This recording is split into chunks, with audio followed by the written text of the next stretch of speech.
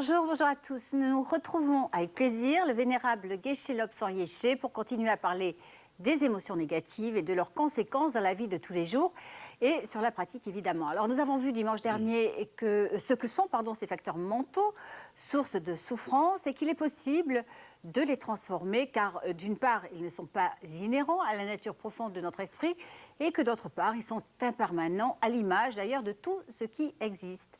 Vénérable Geshe Lobsang Yeshe, bonjour. Bonjour. Alors, vous êtes né au Tibet, dans la région du Kham. Vous êtes entré très tôt au monastère afin de devenir moine, notamment. Et en 1984, donc, alors que vous étiez en Inde, vous avez reçu l'ordination complète de moine par sa sainteté le Dalai Lama. Vous avez poursuivi votre formation au monastère de Ganden Charté en Inde, et cela jusqu'en 2002, date à laquelle vous avez obtenu le titre très rare de Geshe Larampa, qui est le plus haut titre donc, du cursus d'études monastiques de l'école Gelugpa. Et actuellement, vous assistez sa sainteté Ganden Trilungri Namgyel Rinpoche, qui est le chef religieux de l'école Gelugpa, et tout cela au sein de l'association Tardeline, dont le siège se trouve à Paris. Alors, pour ceux qui n'étaient pas là la semaine dernière, est-ce que vous pouvez rappeler ce que sont les kleshas, en quelques mots, les émotions donc, négatives qui nous perturbent et nous manipulent autant?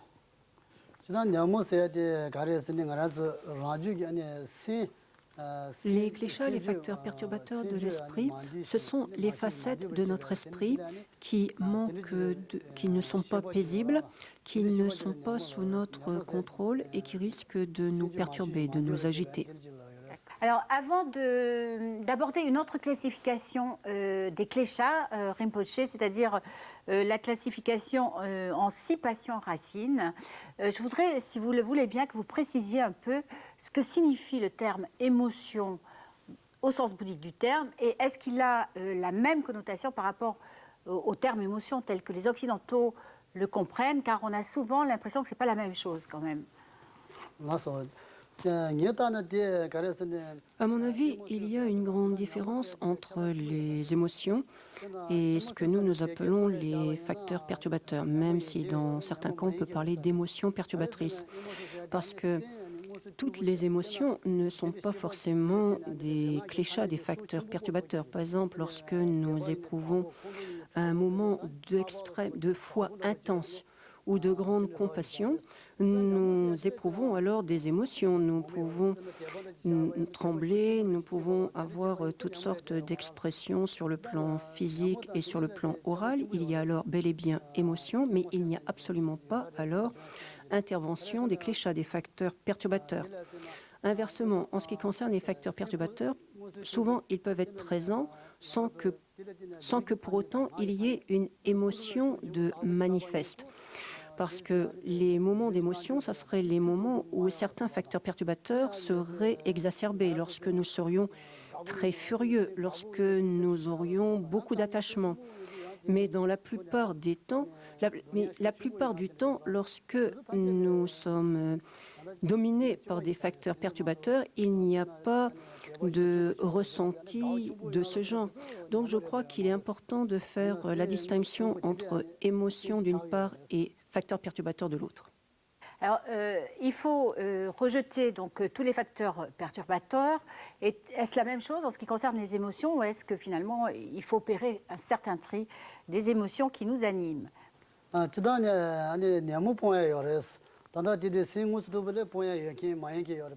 puis, tous les facteurs perturbateurs, il faudrait non seulement les combattre, mais l'idéal, ça serait de les rejeter. Alors qu'il n'y a aucune raison de vouloir rejeter toutes les émotions. Par exemple, il peut nous arriver d'éprouver de grandes joies, de grands bonheurs, de grands contentements. Eh bien, tant mieux. Pourquoi vouloir les éliminer? Donc, ça n'est pas parce qu'il y a émotion que c'est forcément négatif. Ce qu'il faudrait rejeter, c'est ce qui nous est nuisible. À propos de la classification en 6 passions racines, donc on retrouve les 3 poisons dont on a parlé la semaine dernière. Est-ce qu'on peut prendre une autre passion et la détailler aujourd'hui, telle que le doute? Les 6 poisons de l'esprit, les 6 facteurs perturbateurs de base sont l'attachement, l'aversion, l'ignorance, mais également l'orgueil, le doute et les vues fausses. Prenons l'exemple du doute. Ça n'a l'air de rien, mais en réalité, ça nous est extrêmement préjudiciable.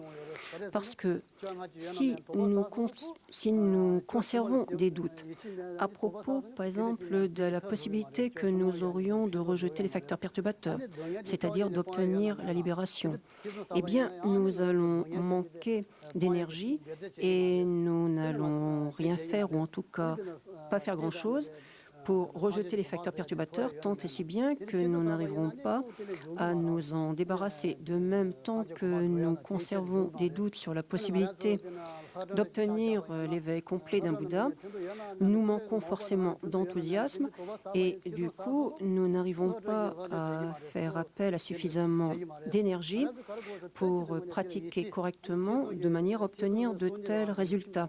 Donc le doute, ça a l'air anodin, ça a l'air insignifiant, mais en réalité, tant que nous conservons des doutes sur les possibilités qui s'offrent pourtant à nous, forcément, nous n'arriverons pas à faire suffisamment d'efforts, tant et si bien que nous ne pourrons pas obtenir les résultats. Donc on peut vraiment dire que un des facteurs principaux qui nous maintient dans le cycle des existences conditionnées et qui fait que nous n'arrivons pas à nous adonner à une pratique fructueuse pour obtenir la libération du samsara et encore moins pour obtenir l'éveil complet d'un Bouddha, c'est sans aucun doute le doute. C'est pour ça qu'on met le doute parmi les facteurs perturbateurs de base. Alors, comment faire naître la foi, si on ne l'a pas spontanément, de manière à lutter contre ce doute?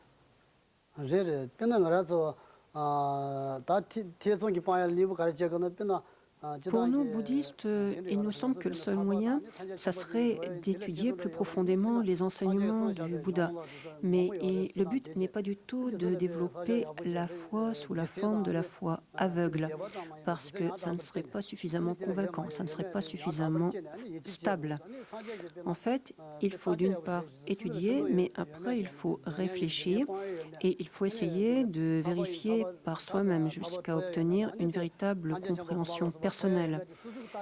Donc les enseignements du Bouddha sont là pour nous proposer des indications, pour nous donner des arguments, mais ensuite c'est à nous de méditer, d'approfondir et au fur et à mesure, il s'agirait d'arriver à comprendre par nous-mêmes les liens entre les causes et les résultats, donc d'arriver à bien comprendre la loi de causalité, d'arriver également à bien comprendre ce qu'est la vacuité, c'est-à-dire l'absence de nature propre, et à partir de là, nous pourrions obtenir de véritables certitudes à propos des points fondamentaux de l'enthousiasme et de l'énergie. Alors, quels sont les matériaux dont nous disposons qui sont là pour cela? Les matériaux dont nous disposons, ce sont les enseignements du Bouddha lui-même avec toutes les citations, tous les raisonnements qu'il a indiqués, et puis également tous les commentaires composés ensuite par les grands maîtres indiens, commencés par Nagarjuna, Asanga, Chandrakirti, ou alors les commentaires des grands maîtres tibétains tels que Tsongkhapa. Et au fond, pour nous, l'important, ça serait d'utiliser notre sagesse pour essayer de réfléchir, de raisonner pour arriver à des compréhensions qui nous sont désormais personnelles. C'est seulement comme cela que nous pourrions vraiment faire apparaître en nous des certitudes qui ensuite vont fonder de l'enthousiasme pour la pratique. Autre aspect dont nous n'avons pas parlé, l'orgueil, je vous laisse expliquer. L'orgueil peut revêtir toutes sortes d'aspects. On peut être orgueilleux du fait de son rang social, de sa naissance, de ses richesses, de ses prétendues qualités, etc. Donc, parfois, on estime être supérieur aux autres ou on s'imagine avoir des qualités que l'on n'a pas, mais dans tous les cas de figure, l'orgueil est très nuisible parce qu'il empêche d'acquérir d'autres qualités. L'expression tibétaine dit qu'au sommet des montagnes trop élevées, l'herbe ne pousse pas. L'herbe ne peut pousser qu'au bas de la montagne. Et de la même manière, l'orgueil empêche les autres qualités de pousser. Elles ne peuvent fleurir que sur la base de l'humilité, donc de l'absence d'orgueil. Ce qui fait que quelqu'un qui est trop orgueilleux, en fait, non seulement se nuit à lui-même puisqu'il ne peut pas développer la foi, la sagesse, etc., mais également ça l'empêche d'agir d'une manière vraiment bénéfique pour autrui.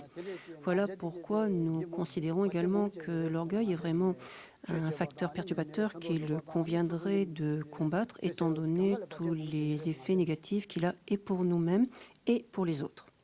Comment combattre l'orgueil, Geshe-la? Comment combattre l'orgueil? Eh bien, il faudrait réfléchir à tout ce que nous ignorons. Imaginons que nous nous sentions particulièrement fiers de nous sous prétexte que nous serions professeurs. Eh bien, essayons de vérifier les connaissances que nous avons du fait de notre secteur d'activité en tant que professeur par rapport à tout ce que nous ignorons totalement. Et qu'il s'agisse du plan philosophique, il est certain qu'en ce qui concerne la loi de causalité, il y a énormément de choses qui nous échappent, mais même sur un plan beaucoup plus ordinaire, nous n'avons qu'à essayer de mieux cerner les composantes physiologiques. En fait, il y a toutes sortes de choses que nous ignorons totalement et voilà qui pourrait rabattre notre orgueil. Alors, ce qu'il est important de comprendre peut-être pour les gens qui écoutent ces émissions qui peuvent paraître un peu complexes, Geshe-la, c'est que d'une part, on peut réellement faire tout un travail sur notre esprit car du fait de la permanence, et d'autre part que c'est aussi possible car la nature profonde de notre esprit n'est pas entachée par ces émotions négatives, ces cléchas. C'est vrai que ce sont des phénomènes qui se produisent, mais du fait de certaines circonstances, ils sont donc ponctuels, circonstanciels, et c'est bien pour cela qu'il est envisageable de les rejeter et qu'il serait souhaitable d'ailleurs de les éliminer. En conclusion, Geshe-la, est-ce que vous voulez dire quelque chose aux gens qui vont vous entendre aujourd'hui? À mon avis, qui que nous soyons, bouddhistes ou pas bouddhistes, l'important est d'essayer d'être, ou en tout cas de devenir quelqu'un de bien. Quelqu'un de bien, c'est-à-dire quelqu'un qui ferait preuve d'honnêteté, de droiture et de respect pour autrui et également de compassion. En effet, nous-mêmes, nous voudrions être heureux et nous préférerions ne pas avoir à souffrir. Mais c'est exactement la même chose en ce qui concerne les autres. Ils ont les mêmes besoins, ils ont les mêmes aspirations que nous et ce qui est légitime pour nous est tout aussi légitime pour les autres. Donc, à mon sens, en fait, peu importe les étiquettes que nous pourrions sinon nous coller, ce qui est vraiment très important, je crois, c'est d'essayer de faire preuve toujours de bienveillance à l'égard d'autrui, d'avoir de la considération pour les autres également. Et par exemple, dans le bouddhisme, on pense que vraiment une qualité qui est fondamentale, c'est la compassion. C'est la compassion. Donc, vraiment, je crois que ce qui est important, c'est de faire ce genre de travail sur soi. Merci, Vénérable. Merci beaucoup.